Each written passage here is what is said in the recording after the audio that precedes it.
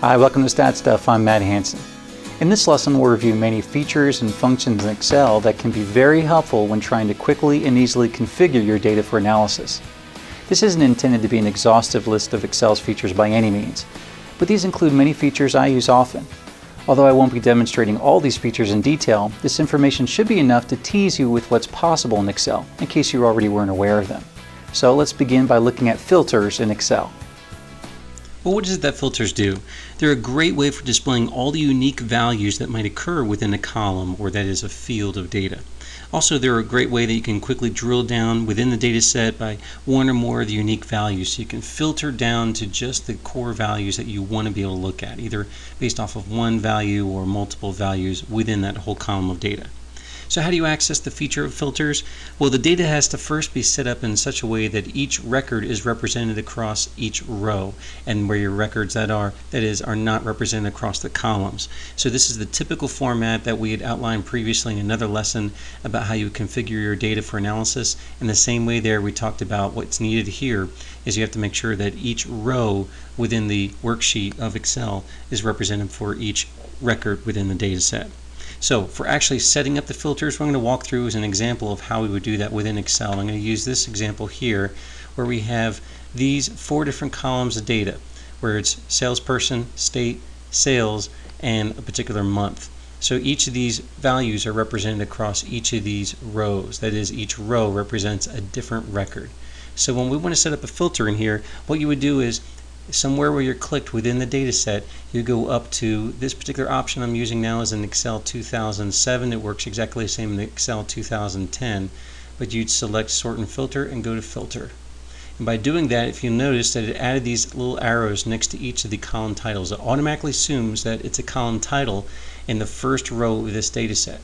Now, if I had instead something in between each of these columns, a blank set of values, and these were not adjacent to one another, then the filtering would not work. It would only work for whatever section where my current cell happened to be highlighted.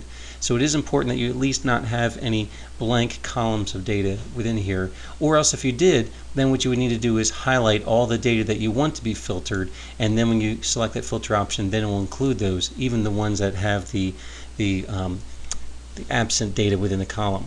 So as I mentioned, you'll notice on each of these an arrow is added to each one. So if I click on the arrow, this is what the filter looks like.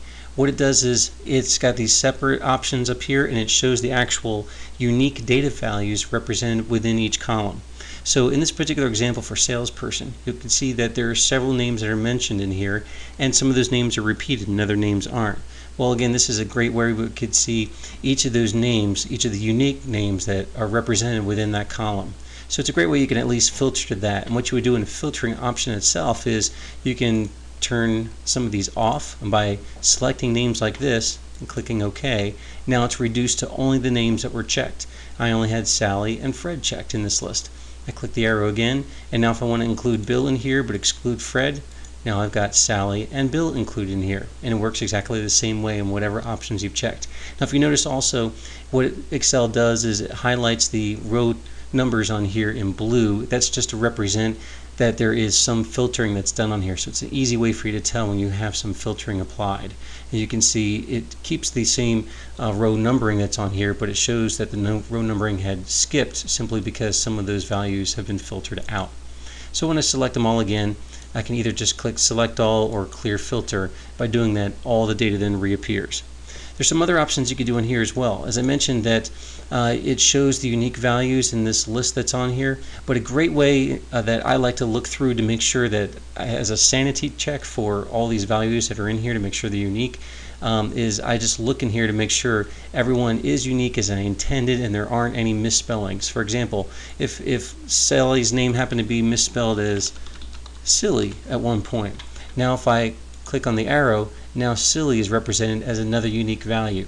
Well, if I know there's only one Sally and there's no one named Silly, then when I look in here in the filter, I could easily catch that, because I may not be able to catch it so easily when I look across all my data for such a small error like that. But at least when I see it within the filter, it's a great way for me to find little things like that. So I'm going to undo and return it to the normal name. Another thing you could do in filtering too, if you notice at the top here you've got the sorting options where you can sort it automatically for a particular column. Like I want to sort it from A to Z, and it resorts everything, and it does not maintain the original row where it was represented. Now it's each of these records were adjusted to represent within the different order, the sorted order, for the whole list. So where Bill was a lot lower in the list, now Bill is represented at the top, and the actual order has changed in here. So it is important to understand, if you don't mind the order changing, then it's okay to do that kind of sorting. And that shows the arrow here that what we're doing is in ascending order. Or if you want to descend your order, starting with a Z to A in the English alphabet, now you've got at least Sally beginning at the top, because Sally is the one that's the latest in the English alphabet. You could do the same thing of multiple filtering, where you can add this, or for sorting for this column, you can say, well, I only want to look at ones in Florida, so by doing that I'm going to reduce it to here. You can also do number filters. For example, if you want to say, since there are not enough numbers that are in this particular column, you can say, well, I only want to look at ones that are greater than $500 or greater than $600. Well, by doing that, then you're limiting your filter, and you're not limited to just the numbers that are on here, because you could have a whole lot of data and you may not want to go and click through every one of those. So you can apply some of these numbering filters on here and make it a little easier as well. So a lot of different options that are available when you do the filtering, and there's a lot more things that you can do in here, but what I would recommend is you check out Excel's help menu that's in here in order to find out some additional details and features that you can apply toward filtering. Now let's look into pivot tables in Excel. I actually use pivot tables very often because they're a powerful way to configure and analyze data. So let me start by showing you what you can do with them. Well, what is it that pivot tables do? Well, they're a great way that you can quickly sort, filter, and organize a whole lot of data into something that's much more meaningful, where it categorizes and summarizes all your data for you, and does some additional analysis on the data, and it does it in a real nice organized way, and allows you the flexibility of changing it on the fly really easily. So pivot tables are really great for that. Also, they can calculate and summarize the data. Like I said, you can apply some values like averages or standard deviation on some of the values across a large data set. So they really can be a valuable tool. Now, for example, what you could do is similar to the data we just saw. What a pivot table could do is take your raw data that might look like this, and it can create it into a format that looks like this, where you have it sorted now over the periods of months across these two different states, where it adds everything all together automatically. Or you can have it laid out like this, where you have the time periods across the top and each of the different salespeople listed here, and again with all their values represented in this organized way. Or you can do it another way, where you break out the salespeople by these different states against all of these different months. Again, there's lots of different varieties where you can just do some quick changes within the values within the pivot table in order to get this kind of layout like this. So how is it that you're able to create something like that within Excel? What I want to do is show you an example of that in Excel here, again using that same data set. In order to create a pivot table, all you do is just make sure that you have your cell, that your selected cell somewhere within the data set itself, so that way Excel knows exactly what it's going to do and what it's going to apply to. You go to Insert and you click on Pivot Table, and you're going to get this option. Excel automatically highlights the area that it thinks you want to include within the pivot table itself, which is good. That's what we want. But if you want to change it, you have the flexibility at this point of changing it if you want to only represent part of this data set, or if you want to extend it to something bigger that maybe Excel didn't know it needed to include. Also, you can have an advanced feature of actually connecting your Excel file to an external resource like an Access database or some other Excel file that you might have all your data stored in. So you don't have to copy and paste all of your raw data. You can reference it if it happens to be located in another source. And what it would do by default is try to create your pivot table to a new worksheet. But what I want to do is I want to represent it here in the same worksheet, and I'm going to click on this cell here. That's my destination, because that way we can look at the pivot table along with the raw data, so you can see the difference side by side. But again, you have the default option of going to a new worksheet if you want to do that. So click OK, and it gives you this space just to show this is some reserved space where the pivot table will probably be located. And then what it also creates for you is this field list, and the field list shows all the possible fields, 4 different fields, again each represented by the 4 different columns at the top. Now if you notice that this appeared, it's because I clicked off of this area. So I click back into this area, now my field list reappears. But these are the 4 fields that are represented, and it has these 4 separate boxes down at the bottom of this field list as well that show how you want your data organized. Now sometimes in Excel, depending on how you have it set up, you can change how this whole field list is represented. Sometimes by default you can have it docked over to the far right hand side like this, but sometimes you can also pull it off. I'm going to pull it off here just so you can see a little easier on the screen what it looks like. But there are a lot of different varieties of how you might display your data and how you display your field list, that is. So in this example, what I want to do is, let's say we want to have the row labels of salesperson. Simply by me clicking and dragging the salesperson to this row labels, now you'll notice that it adds the label for the salespeople across each of these different rows, so they'll represent different rows as I'm building my pivot table. Next to what I want to do is I want to add month up here as a column label. Now when it says column label, again, these are the column headings that I want represented for my data. Now I don't have any data in here. I don't have any data because that's what's going to go under here in the values. So in values, obviously the thing that I'm going to be adding is the dollar amounts that we have represented for our records. So click on sales and drag that down here, and it automatically sums it. It assumes that I want to do a sum for each one. Now I can change this if I wanted to. I can go into each one of these options that are selected in here, and I can go into field settings and make some adjustments if I wanted to. Or in here, if I click on one of the cell values in here, I can change that where I can summarize the data instead by showing a count, where there's only one value representing each one of these. Well, that's pretty much a given, so that's not very meaningful to me. Or if I want to show an average, if it did have multiple values for each period, then it might represent an average. But again, I only know there's one that's represented for each of these different cells, so that's not really meaningful. Or if again I have multiple ones, the max, min, or product, or maybe some other values are what I can represent. Well, for now I'm just going to show the sum, the default that Excel had given me. Just so you can see some of these features, what you can do as well is you can have all kinds of adjustments in here. We can change it to where we want to represent maybe the state. So I'm going to drag the state and I'm going to add that down to the row labels. And if you notice by doing that, now it's included the state within these row labels, and it's automatically grouped together that folks, the salespeople that are associated with each one of these states.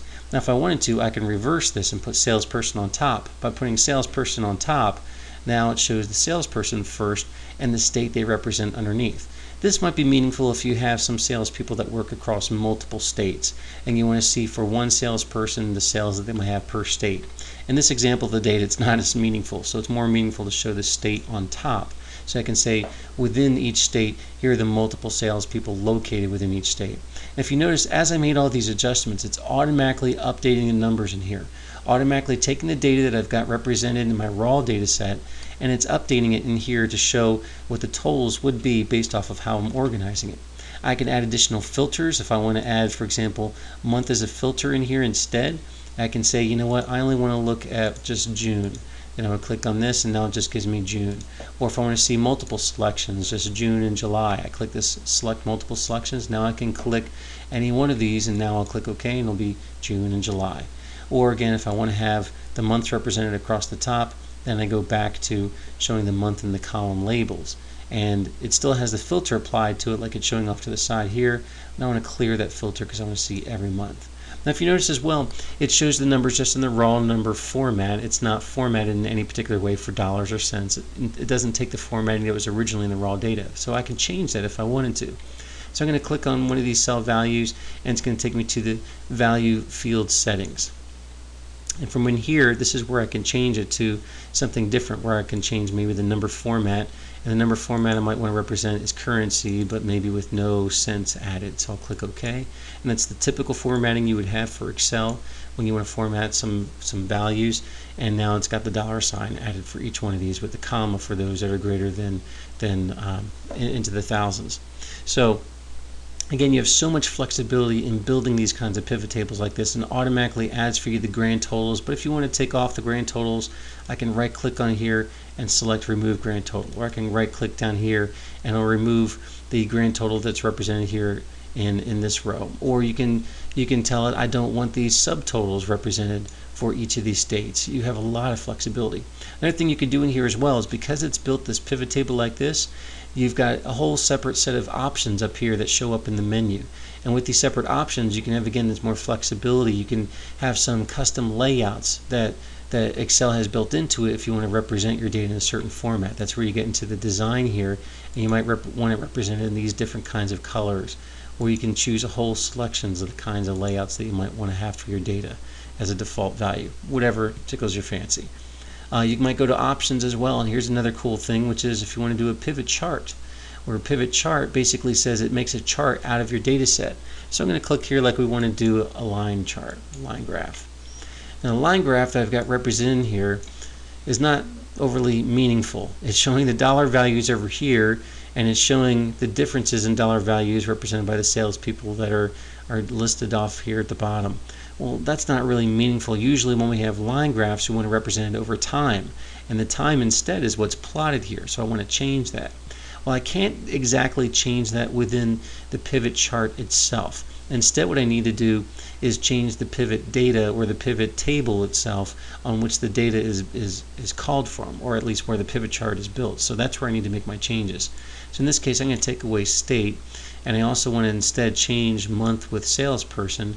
And by just reversing those two roles, now you can see I've got each of the salespeople. Each time I made the changes, you'll notice it updated the pivot table behind here, and it also updated the chart itself. So now I'm seeing in order April, May, June, and July, and I can see for each salesperson that's represented by these different lines. And now I can see what their trending is like over this 4-month period. Again, I did this all instantly using this raw data from Excel, and the pivot tables just open up a world of possibilities in how you might want to represent your data. To me, it's critical that we get our data formatted in a clear way that communicates our message to the audience. So if you're not really sure of how to do some additional features that are in here, or how to create some of these extra charts, you got to dig into all these different options that Excel has, because I'm barely even scratching the surface with the capability that Excel offers for how you might format and represent your data. So if you're not sure, if it's not a clear message in the examples I'm showing, please dig into the help at least, or refer to other tools that are out there in Excel that can help guide you as far as different possibilities and how you might format and lay out your data, again, to communicate the clear message you want to send to your audience. There's so much more that could be done with pivot tables. So if you're new to them, then please play around with them much more. Now let's talk about a variety of functions in Excel that can be used to format text, dates, numbers, etc. Let's begin with some text functions. First of all, we want to talk about how you can extract text from other cells that are in your worksheet. Let's start off with looking at the left function, where it's going to return the certain number of characters from the very left side of a cell's contents. So let me show you that really quickly here. So for example, if we want to pull the leftmost characters, let's say from this particular column over here, the column B, what I'm going to do over here is type in equals left and then open parentheses. The text that I want to draw from is going to be this text starting here in the same row, which is B2. Then do comma. Let's pull the 3 leftmost characters from that. Hit enter. Now it's mad. Now if I copy this real quickly down, it's copied the same formula down, and it's doing the automatic cell referencing, so it knows that for each row it's going to be applying the same function to each of those cells within the same column along the same pattern here is where I've copied these. So you can quickly see that it's pulling those 3 leftmost characters for those functions. Another function that we can look at is the right function. It does the exact same thing, except in this case what it's doing is it's pulling the rightmost characters. So let's just change this. Instead of using left, we're going to call it right, where the function looks identical, but now we're going to pull the rightmost characters. In this case, if we're using the same column, it might be these 3 characters that are used to designate these particular call centers. So by clicking on this, I'm going to double click this here. Now it's applied that function to all those same cells that I had already selected that function, and now it's pulled the 3 rightmost characters from those same cells within that same column. Another function that you can use is the mid function. This is where you might want to pull something from the middle of a particular cell, where it's not just the leftmost but the rightmost, but something within the middle. Well, real quickly we could show you that. It's got a little bit extra of an argument in it, where we might say equals mid. Now what we're going to do is the same exact cell we'll reference here, which is B2, and then we're going to say start at the 5th character and pull the next 4 characters. So starting at the 5th character within here, you can see that's going to be starting, it looks like around the D, and it's going to pull then the 4 characters that starting with the D and thereafter. Hit enter. There it is. Oh, I said that wrong. I'm starting at the I. Now apply this all the way down, and you can see these are the characters that it brought in. Now, because the first letter, or I'm sorry, the first word that appears in each of these call centers are different lengths, you'll notice it has different effects as far as where it is. But in each case, what it's doing is it's starting in the 5th position of that particular cell and pulling in the next 4 characters beginning with that 5th position. So it's a way you can quickly extract data from other cells and other areas when you want to just only pull part of it. Some other text functions that could be helpful. You can use the concatenate function. This is where you want to combine maybe multiple texts together. So in this case, here's concatenate, and we might want to do this one, and then comma this cell, and comma this cell, and comma this cell, and you can continue to add that as much as you want. I'll just pick the first 4 cells, and if you notice, it just concatenated those all together. Again, I apply that same function down for all these, and it does the same exact thing. Now it's concatenated all those together. That could be helpful sometimes. Another function that could be helpful is the exact function. This is where it does a direct comparison between 2 different cells, and it'll tell you true if they are exactly the same or false if they're not the same. So in this case, let's say I'm going to delete these, and we'll apply instead that exact function, and we'll say actually let me start on the cell beneath that. I'll say, is this particular cell the same, comma, as the cell before it? In this case, it's true. Now, when I apply that same function to all these, you'll notice that now I've got an even mix of trues and falses. In this case, every time there's a false, that tells me that is a new call center for that particular record. So if I happen to have these sorted in any order, which it looks like they are for the most part sorted, if I had these sorted like this, then I can at least use this as a function that helps draw attention to when there's a new call center in my list of records that I have. So that's one way you might be able to apply something like that. Another function that you can use is the search function. This is where you might want to look for certain key words or letters or something embedded within a certain text. So you're not just extracting a part of what you know is already there, but you want to search first to see if a particular part of the text actually exists. So we'll say in this case search, and we want to look for maybe the letter O. And we want to say, does that letter O occur within the call center name? Or better yet, let's just pick on this first column here, A2. In this case, there is no O, and because there's no O, it gives me this error. When I apply this to all these others, it's resulting with these values. If you notice, I got date values in here. They're date values simply because Excel thinks that there's a date that's there, and it's converting it to a date. And so instead, what I want to do is I want to convert it from a date to a numerical value like this. So what it's returning for me is there should be an O in the 4th position. In this case, ARMO for armor. There it is in the 4th position. In this one, it's in the 2nd position. So it's returning to me the position of the search character, in this case the letter O, of where it occurs. Now I just did the one letter O, but I could have done multiple letters or other kinds of combination of text to see if it shows up. Quite honestly, I'm not really thrilled the way that Excel just defaults to this error value, so you can apply other functions to say, for example, if error, applying to that, then just leave it blank. Now what I did for blank is I just had 2 double quotes with nothing in there, so that way if it does encounter an error, then it's going to just leave it blank. Now when I apply that same function to all these, now it's blank. It doesn't have that ugly error appearing, but when it does have something that it finds, then it returns to me the position of the character that I was searching for. Let's see, another function that you can use that I like to use is the len function, which stands for the length, where it returns the number of characters as far as for the whole length of a particular cell that you're referencing. So if I want to do that, I'll say len for A2, which is this first cell here. Now it tells me it's 5 characters long. I apply that to all these. Now it tells me the length of the number of characters that are within each of these cells that I referenced here in column A. So it's a real quick way, again, that you might be able to learn some information for, these are text functions, so learn some information from different text that appears in other cells. These are some of the most common text types of functions I find that I use all the time. So next, let's look at some DateTime functions. Let's look at some standard date functions that we might have. For example, we might have date value. This is where you might have something that isn't truly a date, and if it's not, it will convert it to a date for you. So that way you might be more comfortable using or needing the date values within Excel. So this is a way it'll convert it for you. So I'll get rid of what I had before. And let's just say, for example, I had in one column a month, and I had another one the day, and I had another one maybe the year. Well, as this is just text, and these are just separate numbers. It doesn't know that I might want these to represent a certain date. So instead I might do equals date value, and I'll say I want this, and I'm going to put this into a date format. I have to put it into some certain date format. For example, before I do this, let me just say if I had date value and I just typed in July 4th, 2011 like that as text, it already converts it to a date for me. This is actually a date format. I just have to format the cell here so it represents a date. So what I did is I typed in the actual text. But now I don't have that actual text. Instead, what I want to do is pull these values to make it look like the text. So what I might do instead here is I'll say pull this value, what's in here, then ampersand and a comma, I'm sorry, with a space, and then ampersand again.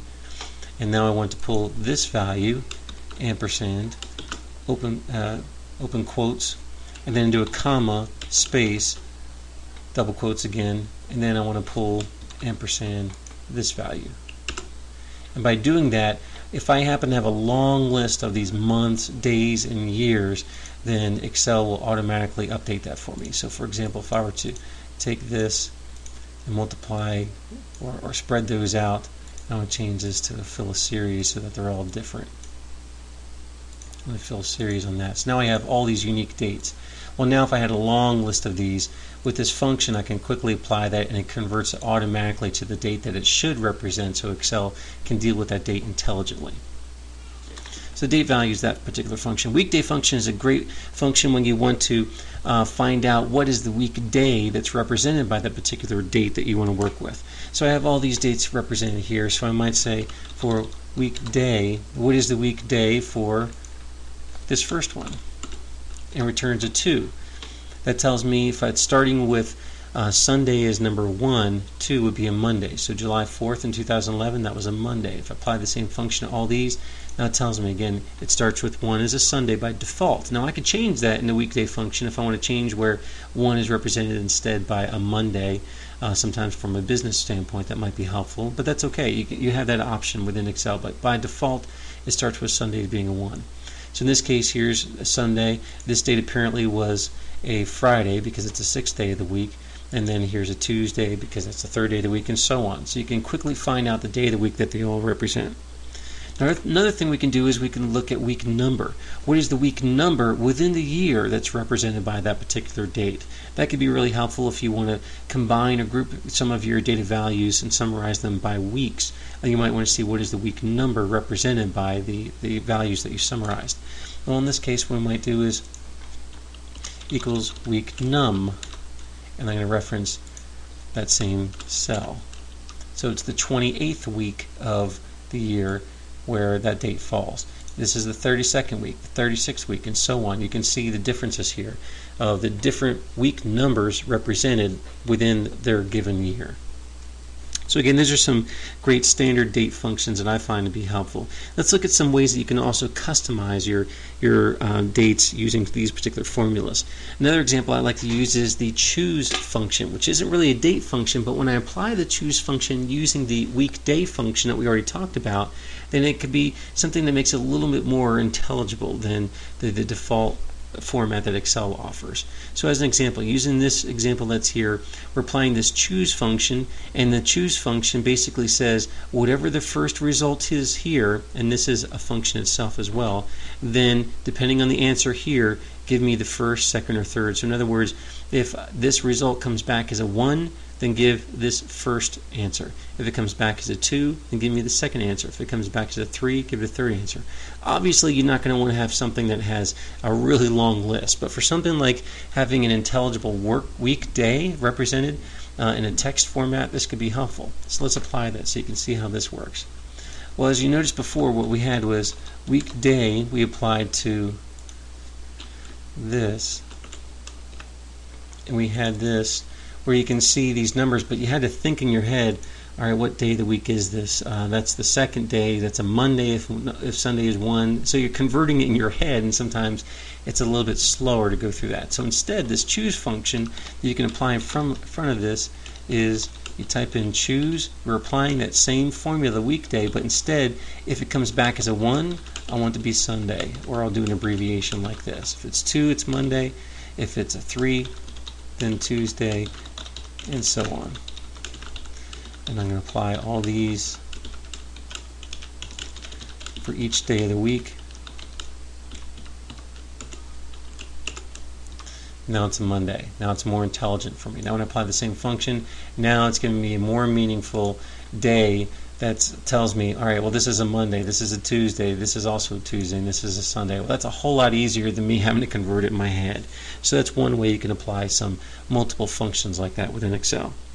Another one I want to show is one where you can figure out what's the starting date for a given week. So for example, we showed before the week number. But the week number sometimes is meaningless. If you see that's the 28th week of the year, it's like, well, I have to figure out what is that week? What is that starting week? So we had before the equals week num, and we applied that to that one there, and we can see that we could see the week number that's represented by each of these, but that's not always the most meaningful, again, to interpret that. I might want to see instead a standard week number, or at least what's the beginning date of each of these weeks. So another way you can do that is you can just take the equals, and we want to reference this date. I'm sorry, we need to open parentheses, reference this date, and we want to subtract from that. I'm going to open parentheses again, and I'm going to subtract from that the weekday again for that same date. Now what it's telling me is this particular week that's on July 4th, the starting date of the week is July 2nd. Now apply that to each of these. Now we can see the standard starting date represented for each of these different dates that are here. So now when I have a whole list of dates, generally they're not going to be spread across multiple years like this, but if I had a long list of all these dates that were listed, what's great about this particular one is it can group those. So if I had July 4th, or if instead I had here July, apply this function here, July 5th, well, if you notice it's still coming back as July 2nd. Or if I had July 7th, again it's coming back at July 2nd, because it's telling me the starting date of the week for that given date. So that helps me group it a little more, and it groups it in a format for the date that is more intelligent to me than just having to convert it from a week number. So those are some of the functions that we have within the actual date time type of functions related to Excel. Now what I'm going to get next into is some of the functions that would be like lookup or logical type of functions. Some of those include the count function. This is where you want to count a certain number of cells within a given range. There are some variations of these, like a count A, depending on whether you want to count some of the non-empty cells that are in there, or if they include text, or count if you want to apply a certain criteria to know whether you want to include a certain value within your count. So let me just show a couple of those. So I'm going to get rid of some of these dates that we have here and show you, if I do a count, it gives me a raw count. Let's just pull these values. Now just by my selecting these, I can see that I have about 30 some, but by applying this it tells me I have exactly 31 in this choice. Now if instead I wanted to use a count if, maybe I didn't want to count everything in here. What if I only wanted to count, if I apply this count if, what if I instead only wanted to count the ones that are greater than 200, or maybe greater than 300? Well, then what I would do is comma, and then greater than 300. I'm putting it in quotes because that's the criteria that Excel would accept. I hit enter, and now there's only 28 of them, 28 that are greater than actually 300. So if I want to change this at any point, again, greater than 500, now it's only 21. So it adjusts the count based off of the criteria that I changed. Another great function I use all the time is the if function. This is one that I strongly recommend that you get comfortable using, and often I'll embed this multiple layers, sometimes nesting themselves multiple times within these types of functions. But the if function is a great one where you can have it return certain types of values depending on the value of what you're searching for. So let's get an application of this. Let's say if, now what we're looking for is something we want to test. So let's say we want to test for the value here. If that value is greater than 400, then I want to say true. Or maybe we'll just spell it out. Greater than 400. Or if it doesn't come back, then we'll say it's less than 400. So it returned greater than 400. Now when I apply that function to all these others, now you can see the result. It's automatically evaluating the results or the values that are in this I column that are referenced in here, and it's automatically telling me the ones that are greater than or less than the value that I happen to define. In this case, I just happen to use that, but you can do the nested values of the if function in so many ways that if it doesn't result in true, you can apply another if function within there and then come up with multiple iterations if you want it. There's a lot of complexity you can add, but I just don't have time to get into that in this particular lesson. Another real cool function is the vlookup. The vlookup is a great way to do some referencing, or if you want to pull values from another data set. So let's go through an example of that. On here, I'm going to get rid of my values that I had, and let's just say I want to search for certain values that appear within here. So let's just say I want to look for the values that are maybe by these different phone reps because I have unique values for them. So here's one that I see, this person. I want to copy that name and put it over here. Then let's copy this person here and put their name over here just as a reference so you can see how this works.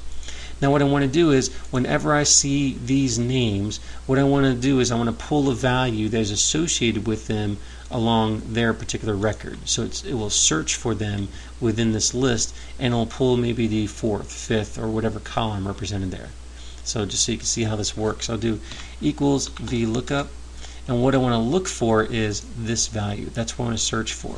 Next I want to do the table array. It says the table array is what's the source table I'm going to be looking from? Where am I going to be looking up for this data? Well, I already know that I'm going to be looking at phone rep. The critical thing is that when you build a vlookup is the very first column has to represent where you're going to be doing the initial search. Since I did phone rep, I can't select everything here because it's going to search for my value here across whatever the leftmost column is, and if I did the whole data set that I have, it's going to look for it in here when obviously it doesn't exist. So in my example, I know I'm going to be limiting it to the phone rep because that's where it exists. So I might pull a long list like this, and it's going across multiple columns, but I know what it's going to do is going to search first in this column here that I've selected. And next what I'm going to do is a comma, and what it's going to look for is a column index number. That is, what value do I want it to bring? Well, let's just say I want it to bring the 5th column over, so I'll put in 5. So in other words, when it finds the value in here, in this case it's going to find this one, I want it to pull for me the 1st, 2nd, 3rd, 4th, 5th value. It should return 448. Now the last thing we want to do in the vlookup is, by default, vlookup will default to this one where it's an approximate match. Personally, I don't want an approximate match because I want to look for exactly the value I want it to search for, and if it can't find it, then I'd rather have it return an error than something that it truly doesn't represent. So in this case, what I always do is I typically will select false and then close the parentheses. There's the 448. That's the one for this particular person. It found this person in here, and it found the 5th column. It returned to me the 5th column associated with that person. Now, when I drag this down like this, it's looking for Lopez, and it found for Lopez 462, which is the 5th column over for the point where it found Lopez in the list. Now you got to be careful. One of the things I just did is one of those things I was going to get into pretty soon, and that is what if I were to hit an F2, it shows me my whole function, and if you notice in here, it's got this green box around the section that I have selected, because that's what I chose in here. But if I go down here to the next one, because I just did a quick copy, I hit F2, now my green box, if you notice, has also shifted down.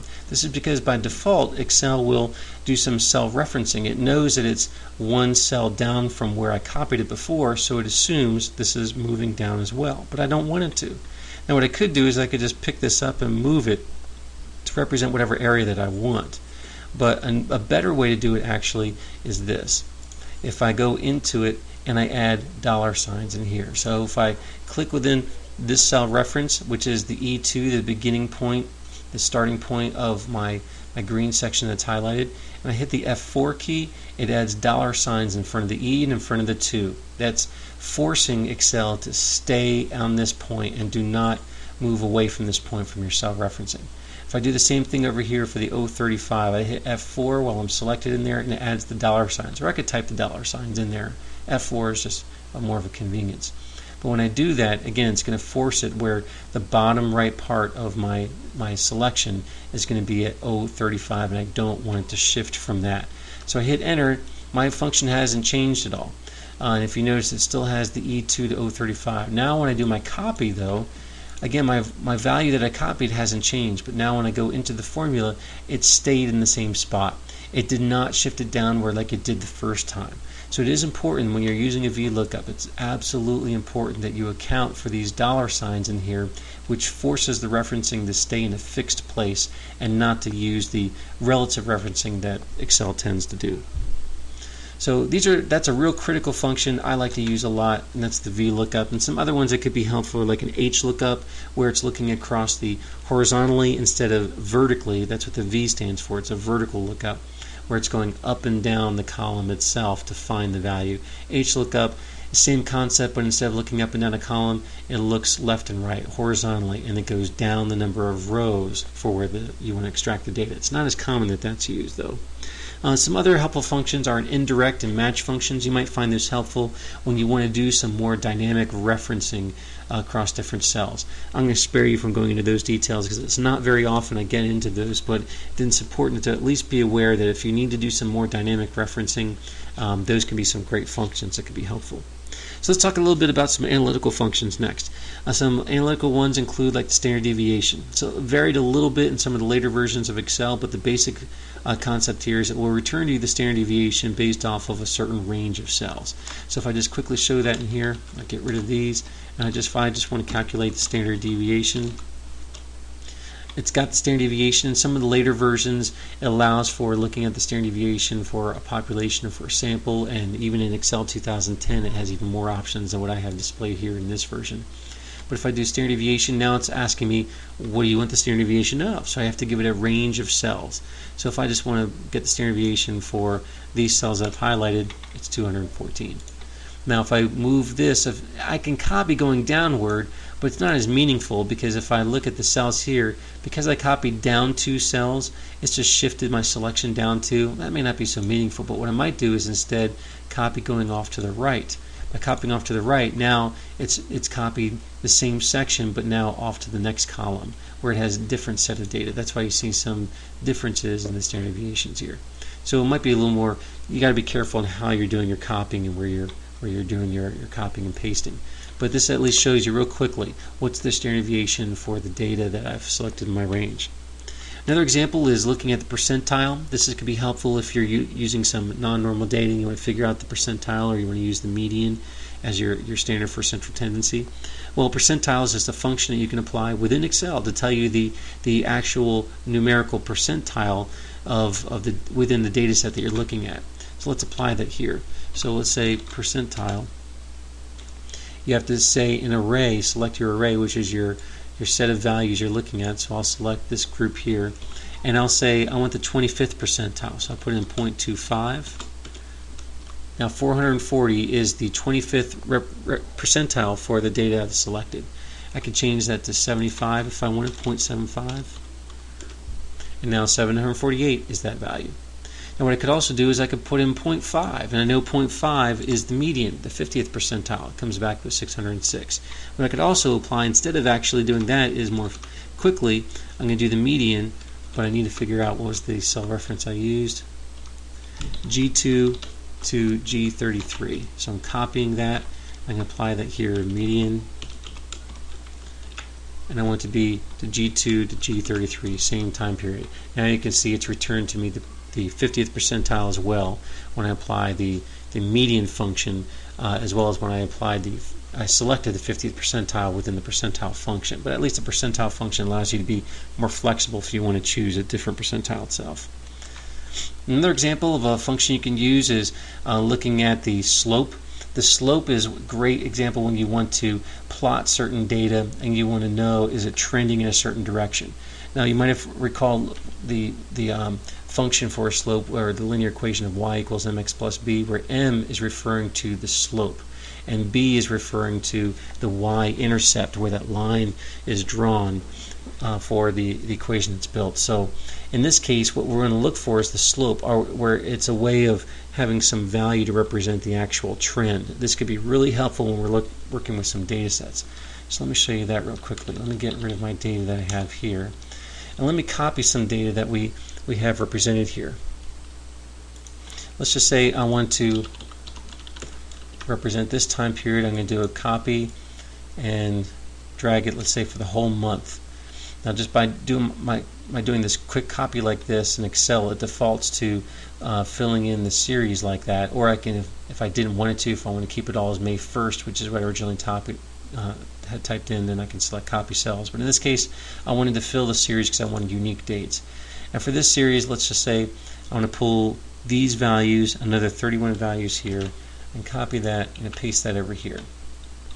Now I'm doing that simply because these dates that are over here are representing the full month, and they're all for just 1 month. So it's not going to be as helpful. But when I plot it out this way, I want to plot it into like a chart style so you can see the slope.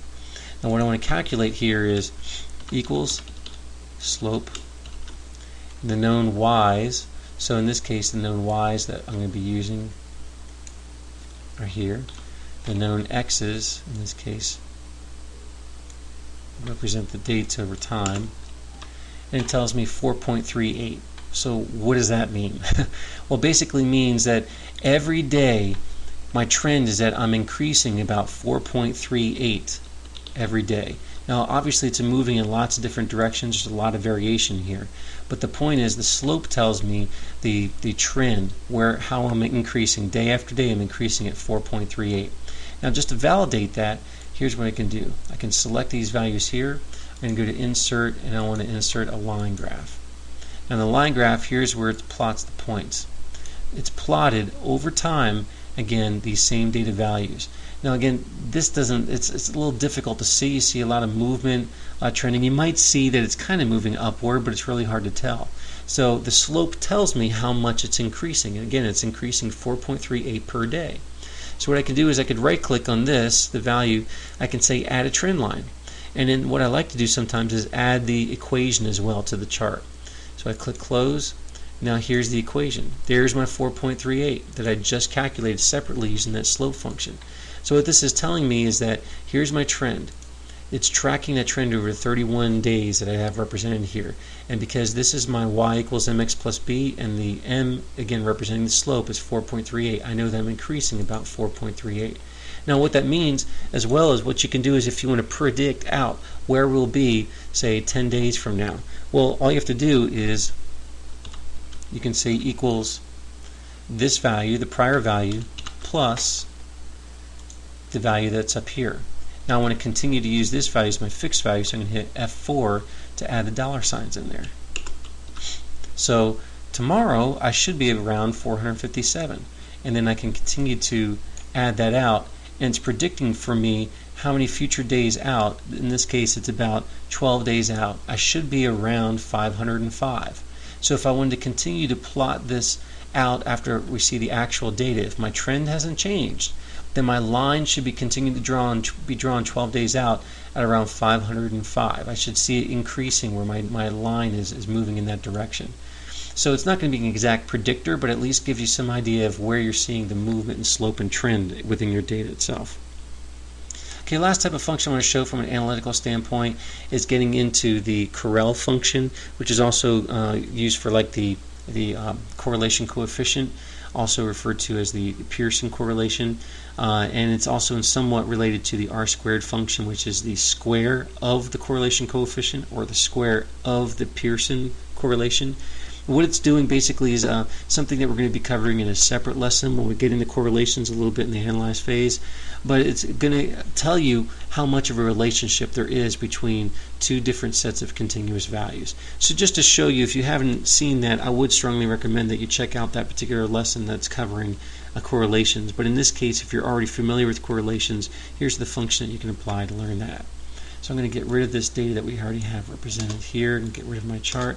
And let's just say we want to apply Corel, and we want to apply it to a bunch of these values here. And hit comma, and I want to apply it to another set of values. The critical thing here is we should have the same number of values. They don't have to be exactly next to each other like I have here, but typically in our data sets, that's how we might have it set up, but it doesn't have to be. The critical thing is that we have actually the same number that we're comparing to one another. So now I'm going to represent this like a percentage. It's a negative 71%. What that basically means is that as far as a relationship with one another, there's a negative 71% relationship between these values. So as one is going up, the other one is declining. So as in this case, these values that I have for this column, the call volume, as the volume is increasing, then the call length is decreasing. We're able to handle more calls. That's probably what it means. And then it's also the reverse. As our call volume is decreasing, then it looks like, at least for about 71% of the time, we might see our call length increase, or we see an inverse relationship between each other. That's kind of the idea behind that particular correlation function and the correlation coefficient, but this hopefully gives you an idea of how you can apply that particular type of function. Well, these represent the primary functions that I tend to use when I'm in Excel. I use these most often, but there are a lot of other functions that could be applied as well. A few other things that I want to show you, or a few things that might help if you want to use some additional features. For example, some other helpful features are like conditional formatting. So this is great if you want to have certain cells pop out and stand out based off of certain values that are represented within the cell itself. So let me show you an example of that.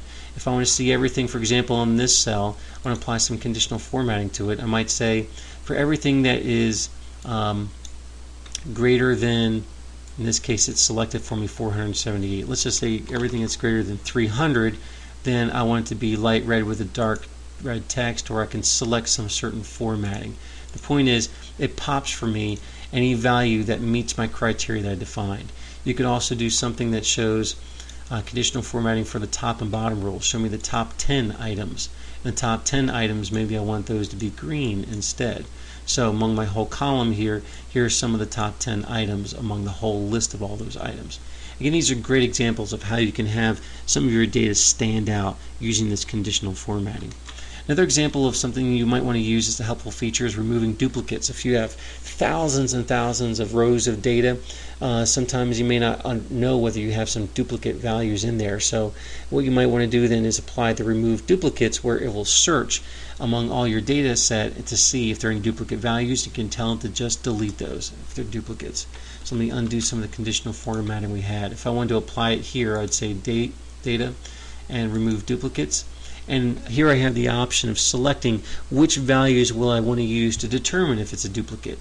If I were to unselect all and say just VP over centers, which is this first one, then anywhere there's a duplicate of that same VP, everything else is going to be deleted that appears to be a duplicate. Well, it's probably not what I want to do. Typically, by default, it will show all, where I don't want the entire record duplicated. But this is where you can at least make that choice if you wanted to define what would be a duplicate, and it'll remove those automatically for you. So it's a great feature to have. Another one is data validation. This is a great example if you want to control the data that's input. One of the most common things that you might see is where you want to have a drop-down box, where if somebody's entering something into a cell, you don't want them to just type whatever they want. You want them to maybe select from a list. So an example of that could be, suppose you have some list defined where we have maybe some colors. Certain colors like that. And let's just say over here in this cell we want someone to select a choice, and we want the choice to be one of these. We don't want them to choose something that's outside of our given set of choices. So here in this cell we might click on data validation, and I want them, the validation criteria, I want them to select it from a list. The list that I'm going to use here as my source is going to be my list I've predefined here. Now I have it on the same cell, but you can, on the same worksheet, but you can actually hide this on a separate worksheet if you don't want anyone to change or mess with these lists at all. You can do that. You can hide that somewhere else if you wanted to give you a little bit more control. So when I click OK, by clicking OK, I now have this arrow that appears next to the cell. That gives me the choice where I can select one of these. And I probably cannot type when I try to type something different than what appears there, it gives me an error. So it forces me to enter something that I want. Now what I can do is, at the same time, is again copy all these cells, and let's just say I don't want red to be appearing in each of those. But if you notice, for each of these where I've copied them, I've got the drop down arrow. That means it's giving me that same list that I'm drawing from for making these selections. So that's a great, again, handy tool if you want to control the inputs for people that might be inputting some data for you within an Excel spreadsheet. Some quick tricks. Some of the things I have shown is, again, the $, where you want to have a fixed self-referencing, static referencing, instead of the relative referencing that Excel tends to have by default. So don't forget to use those if you're seeing some funky numbers or results in your data. It could be because you haven't forced the cell referencing to be where you want it to be. So just be careful of that. Also, some of the things you might have seen me do is double-clicking the bottom right of a selected cell as a quick copy. So that's where, if I wanted to, down here at the bottom right of each cell, it becomes this black plus sign, and I can draw on that like that, and it does a quick copy of all those items. That's a real quick way to do some copying. Also, you can do a Control A, which is a great way if you want to select everything. So I'm hitting Control A now, and I'm selecting everything in this set. Or if I just have only a single cell selected, I hit Control A. Now it's selecting everything where I have some data selected. And because I have, even though I have nothing in here, because I have data over here, it's assuming I want to include that in everything in my whole entire selection. So Control A is a quick way to select everything. Also, you might want to use the N key if you want to jump real quickly across your data, especially if you're long data sets. If you have thousands and thousands of records, you may not want to scroll or use your arrow that's on your keyboard, or the scroller that's on your mouse, or having to hit the buttons over here on the side. Sometimes what you can do is hit Control Home, and it jumps you right to the top. Hit Control End, and it takes you to the very bottom corner of the portion of data that you have. Or you can also hit Home where I am, and Home takes me to the leftmost part. Control Home is what took me all the way to the top. Now what you could also do is, if I'm somewhere in this column and I want to jump to the bottom, I can hit End and the arrow, the down arrow, and it takes me to the bottom. Or I can hit Home and then, or Control Home. I'm sorry, it doesn't work the other way. If I hit End and to the right, then it takes me to the rightmost portion of the data set. Home doesn't actually work in the same exact way. Last thing I want to show is something I had covered in another lesson as well, and that's the pasting the special values in a certain way, and that's the transpose, and that's where you want to reverse or change the direction of your data and how it's represented. So just a quick way you can see this. So let's just say we've got this type of data like this. I'm just going to copy this portion. Right now you can see we've got, again, the data shown up in these. Each row is represented as a record, and here's our headings for each of those. Well, now that I copied that, if I want to move over here, let's move over to this portion where I didn't have the data validation. Let me delete those. I'll recopy what I had. I want to move over here. If I do a right click and select Paste Special, now this is where I can hit Transpose. By clicking Transpose, it does the reverse for me. It copies all my data that I had selected, but if you notice now what it's done instead is it put it in a different direction. It moved the data so that now my columns that were the column titles are now row headings for me. So, and it's listed them all in row format instead of having it in the column format like I had it before.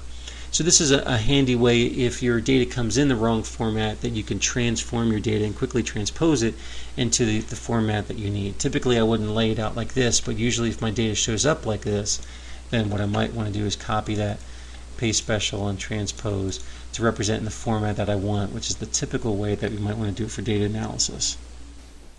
Alright, before we close this lesson, let's discuss how we can apply some of these concepts in a practical way.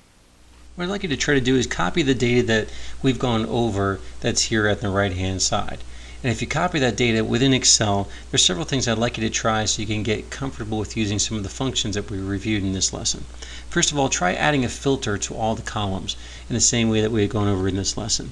And again, when you're trying to filter it, try to filter it down in this example to just the month of May so you can get comfortable to see how that works. Next, try creating a pivot table that's based off of this data. And when you create your pivot table, try to format it in such a way where you have the column headings and the row headings and everything set up so your pivot table results look similar to this example that's shown here. Next, I want you to try to add a new column to this data set where it only displays the first two letters of the salesperson's name that is in this column. And a hint is that you could use the left function to help give you that information. Also, I want you to try to create in a new cell the average sales for all the salespeople. So figure out what you think would be the average sales for all these salespeople. That's not a particular function we had addressed, but it shouldn't be too difficult for you to find out how you can find that function within Excel. Also in a new cell, I want you to try calculating the median sales for all the salespeople within this data set. And then also, I would like to add some conditional formatting to all the sales within this sales column, that is, that has dollar values, where if you see that the dollar value is less than $500, then make it appear red. Otherwise, if it's greater than $500, show that value as green.